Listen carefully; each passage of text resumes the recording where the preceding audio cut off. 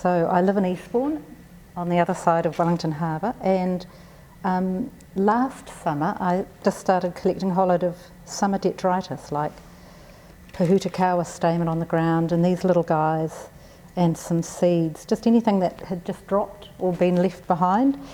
And when I started, so I lived by the bush, so I could get them from the bush up Muritai Track, so that they'd come out of the ground from the bottom of beech trees, and they'd also come out of the ground from the bottom of Pahutakawa trees.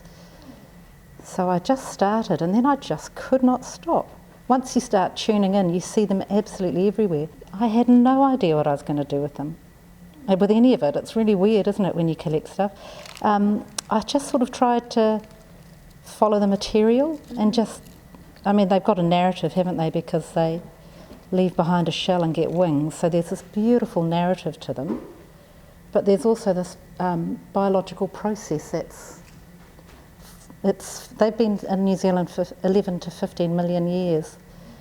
So they've got a very long history in New Zealand. They're endemic, so even their biological process is beautiful. They're just so, you don't even really see them in nature unless you're really looking, because they just camouflage so well.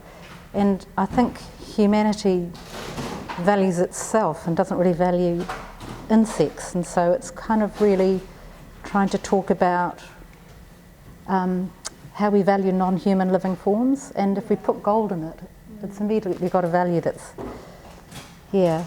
And there's also this thing about coming out with wings. I mean, I think every human wants to do that, don't they? To grow wings. I think that's pretty cool.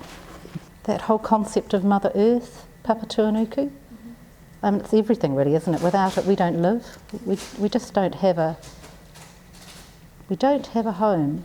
And so I just think there's a profoundness about Earth and nature. I think that's what I possibly want to celebrate more than anything, our connection to something bigger than ourselves and how we treat it.